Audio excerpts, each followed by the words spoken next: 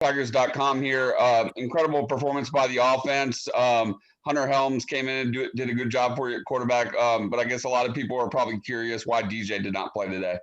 Just decided to hold him. Let Tyson get some work. That was the biggest decision there. Coach, you usually you're very balanced in both your rushing yards and passing yards. Today, 500 passing yards, 171 on the ground. Was that just a result of Georgia Tech putting all their eggs in the stop the run basket? Yeah, I think it's a combination of a couple things. We took a challenge with our wideouts. We accepted the challenge with our wideouts. Again, they mentioned T. Higgins and Ross, and they said it in the right way. But we took it as a challenge for our guys to come out and show and prove what they can do on the perimeter. And they gave us some defensive structures early on. The plan was, we were going downtown 3 times in the first 9 plays because of the defensive structure if they were going to line up that way. And we tried to stay balanced early on, and they did a good job of stopping the interior run. And because of that, they were vulnerable to the pass. So kind of early on, we were trying to stay balanced, but they were giving us opportunities in the passing game. And again, part of what we do, our job is as coaches, is to take your pride out of it. And yes, we want to be balanced, but we're gonna try and take advantage of whatever looks the defense will give us. Tony, this is Grace Rayner with The Athletic. Just how do you contextualize the way Trevor Lawrence played today?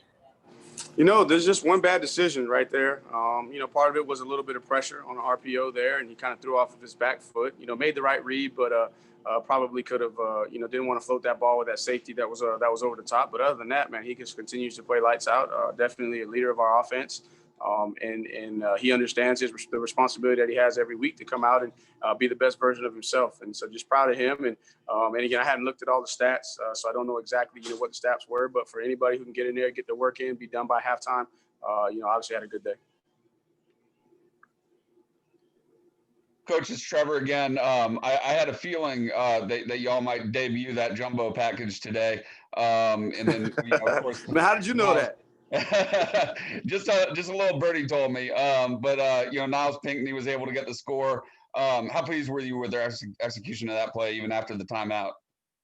Just really proud of those guys. And obviously the biggest thing with those big guys is just don't lose faith. We practice it, twice a week, on sometimes on Mondays, but usually on Wednesdays and Thursdays, we practice that. And I always got to be ready. And just pleased with those guys. And we knew that when we showed it and then called the timeout, that they were going to be able to sub out and, have their big people in there. But we told them, hey, it starts up front. You guys control the line of scrimmage. And, Niles, you understand, when you get that ball protected and use your side to your advantage. And they gave us a little bit of a bubble right to where we were running. Obviously, I don't think they knew we were running right there, but we had the bubble, and Niles did the rest. So really happy for him, man. He's a guy who's been around the program, kind of waited his turn on defense. And also waited his turn on that package, and really, really happy for him. Tony, Larry Williams here. I'm wondering with Trevor, every week he's been better and better. How would you describe the level that he's playing at right now?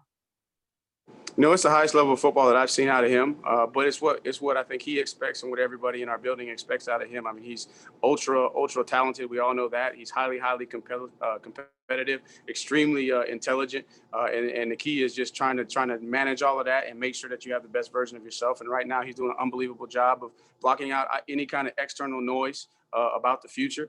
And he's really, I think the biggest thing is he's really, really being present in the moment. And I think that's what's contributing to him, playing his best football because, man, he's fully comfortable where he is. He's embracing every opportunity that he gets to run out there, and he's not thinking about the future. And he's just trying to hone in on being the best version of him for his teammates. Tony, Larry Williams here.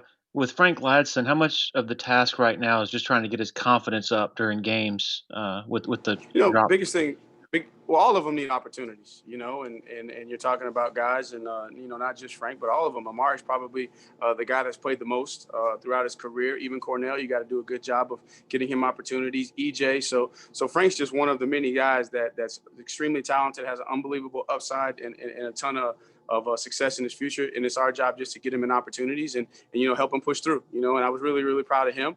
We knew, and ball was just out in front of him. He didn't complete the catch, but then he came back and made a touchdown catch. So for all of those guys, not just one in particular, and even some of the young backs and really all of our young skills, we got to do a good job. And that's why you see us playing a lot of guys, trying to get the ball in their hands so that they can get that feel to build that confidence.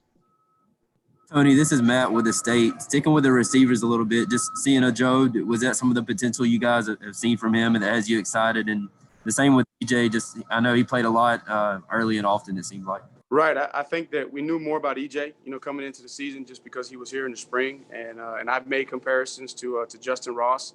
It hasn't quite had those opportunities yet, but I think as we go forward in the future, he's going to get more of those opportunities. He's going to continue to flash.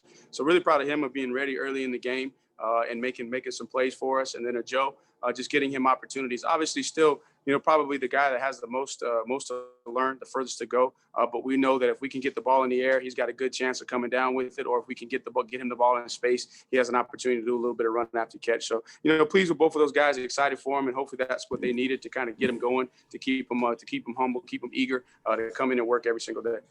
With EJ, is that something that you all had talked about kind of going into the game? It seemed like I think it was even the first series, but it seemed like he played a lot there in the first quarter. But is that something definitely with EJ? EJ, we feel like he's a guy that's really started to settle in, and Amari's playing a lot of snaps, so he's playing behind Amari, and then with Joe still working through through his injury. He has to be flexible to be able to play where Amari is. He has to go into the boundary a little bit, and now that we've had some time under our belt, he's a little bit more comfortable, and we know what his potential is, and now we feel like we can put him in there early and be able to trust him to execute. Tony, this is Will with the Clemson Insight. I know you guys have scored a lot of points before, but how different was this one for you guys, considering this team came in with a lot of confidence and they were playing well and getting better on defense, and you go list 73 up on them today? I think it started with the mindset and the mentality that the guys came out with, and we told them early on that, hey, this defense right here is playing with a lot of confidence, and they're definitely deserving of our respect because they've done it the hard way. They've gone to work. They took their lumps last season. They put in the work. They're confident. They're playing hard. That we were going to have to come out and we were going to have to hit them, and we've got to keep on hitting them. That a lot of respect for what they're doing over here. That these guys aren't going to quit. You watch the Syracuse game. Syracuse goes up early on them. They come roaring back. So we knew that this was a team right here that has a lot of confidence, but that confidence is not shallow confidence, that they're going to continue to play hard. And so we just wanted to try and go out and put up as many points. And for us, every game, the objective is to score every time we touch the football. And just proud of our guys. And really the biggest thing I'm proud of is the second unit in the second half. Those guys hadn't scored a point yet. So for us to be able to go out, after going up big in the first half and put all those guys in, that they were able to continue to move the ball, execute on third down, and score points. So that's what I'm most proud of. Hi, Tony. Bailey Johnson from the Atlanta Journal-Constitution. When it comes to getting your tight ends involved in the offense, did you see something specific with Tech's defense that you were going to exploit with that? I wouldn't say anything in particular. Got a lot of respect for Coach Stack and Coach Collins and what they do defensively. They're going to have their guys in position and sound. We just want to run our base offense, and just through our base offense, we have opportunities, and we're fortunate where our quarterbacks, they know exactly what we're trying to do on offense, and they know where to go with the ball. And so I think a lot of that just materialized, throughout the course of the game. And then for each position, we're going to have specific, little trinkets where we're going to try and isolate those guys. And fortunately, we were able to call it into the right look versus, down there in the red zone and get Davis Allen in the end zone. Tony, this is Matt again. Just what was it like? I think 4 guys threw a pass. Spires getting in there. 10 guys I think had carries, and a ton of receivers too. That's pretty cool, man. It's just, you want to reward these guys. This is an extremely challenging year for us. It's completely different than any other year that I've ever been around in college football. In that you got to have a ton of guys ready to play because you're dealing with, what's going on with the virus. And so guys are up and down, and you don't know, who you're going to have available because you test on Friday and you wake up Saturday morning and you find out if anybody's down. So having those guys ready is one thing, but being able to get them experience and reward them for their hard work is really fulfilling as a coach because those guys, all of our players, they work extremely hard, and not every game is going to be a situation where those guys get opportunities. So whenever you do have an opportunity as coach, man, I think it's our responsibility to make sure that we try to distribute that ball and get guys touches. Hey Tony, it's Josh. We talk so much about Travis and Trevor, but Amari Rodgers, he's making NFL money right now, isn't he, with the way he's playing? Not just receiving, but I was watching him block on the perimeter today. Right now, I don't know exactly how the structure works in the NFL, but I know that Amari's playing as high of a level as he has since he's been here at Clemson.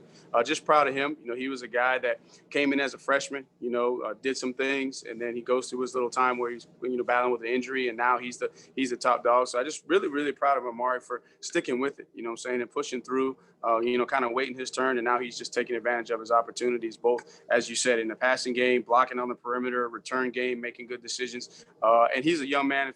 He's, like I've said before, he's a pro in his mind. So I'm happy that everyone's able to see what we say about Mari, that he does prepare and play like a pro. Hey, Tony, it's Josh from the Post-Courier. What part of Amari's game are you most impressed with at this point? You know, I think for Amari is just his play speed. He's playing fast, you know, with and without the ball. I think that's a challenge too. Whenever you are dealing with skilled guys, is when they know the ball's coming. Obviously, everybody's going to go full speed. But when you know that maybe the ball may not come, maybe you're later in the progression. Maybe it's a run play. You have opportunity to play the game within the game, set things up on certain defenders, and that's what he's doing. He's playing the game within the game. He's playing fast with the ball. He's playing fast without the ball, which opens up other opportunities for other guys. We have time for one more question for Coach. Hey, Tony, Anna with Clemson 24/7. I apologize if you already answered this. I'm a little just with Frank today. I think he had a drop, and then maybe just wasn't quite as involved as some of the other guys. I mean, is there another level for him that you want to see him reach? Oh, no question. I think that every day that goes past, his confidence is going to continue to grow. And we all know what Frank is capable of. And we know that there's still a lot of room within his ceiling. And it's our job as coaches to find the buttons to push. One, give him opportunities, and then find the buttons to push when he may not, you know, play to his highest level. I think it's just a matter of time with Frank, and he's going to keep getting opportunities, keep getting coached. The more he's coached, the more opportunities he has, the more he's going to become comfortable with everything we're asking him to do, and man, he's going to skyrocket. So, man, really proud of him, and that's what I told him at halftime. I said, hey, man, we took a shot, didn't come up with it, but hey, you came back and you were the last progression on the little naked screen, the little naked we had over there, and he was the last progression, and the quarterback found him. And he converted for a touchdown. So he was able to bounce back, and that's what you're proud of. And as long as a young man is going to continue to fight and continue to work through, you know, ups and downs, he's going to have a chance in the end to be where he wants to be. All right. With that, thank you, Coach Elliott. We'll have Trevor Lawrence up shortly. All right. Thank you, guys.